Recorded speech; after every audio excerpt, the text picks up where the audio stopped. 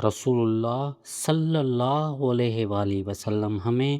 اپنے تمام معاملات میں استخارہ کرنے کی اس طرح تعلیم دیتے تھے جس طرح قرآن کی کوئی سورت سکھلاتے۔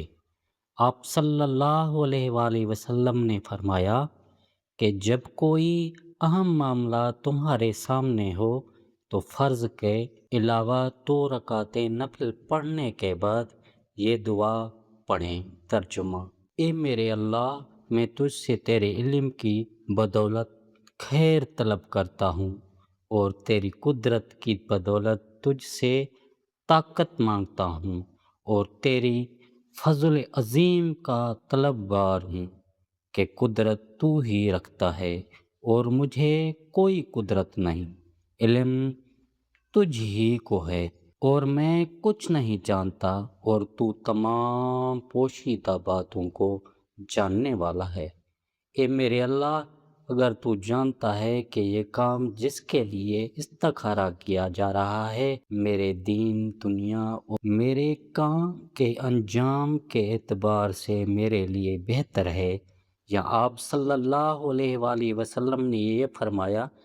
کہ میرے لیے وقتی طور اور انجام کے اعتبار سے یہ خیر ہے، تو اسے میرے لیے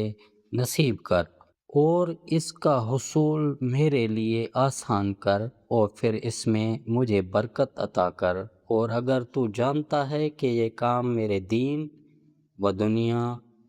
اور میرے کام کے انجام کے اعتبار سے برا ہے، یہاں آپ صلی اللہ علیہ وآلہ وسلم نے یہ کہا کہ میرے معاملے میں وقتی طور پر اور انجام کے اعتبار سے برا ہے، تو اسے مجھ سے ہٹا دے اور مجھے بھی اس سے ہٹا دے، پھر میرے لیے خیر مقدر فرما دے جہاں بھی ہو جو، اور اس سے میرے دل کو مطمئن بھی کر دے۔ آپ صلی اللہ علیہ وآلہ وسلم نے فرمایا کہ اس کام کی جگہ اس کام کا نام لے۔ نبی کریم صلی اللہ علیہ وآلہ وسلم نے فرمایا، جو شخص رات کو بیدار ہو کر یہ دعا پڑھے۔ ترجمہ: اللہ کے سوا کوئی معبود نہیں، وہ اکیلا ہے، اس کا کوئی شریک نہیں، ملک اسی کے لیے ہے اور تمام تعریفیں بھی اس کے لیے ہے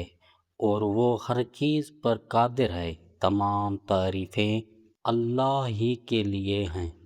اللہ کی ذات پاک ہے، اللہ کے سوا کوئی معبود نہیں اور اللہ سب سے بڑا ہے۔ اللہ کی مدد کے بغیر نہ کسی کو گناہوں سے بچنے کی طاقت ہے نہ نیکی کرنے کی ہمت۔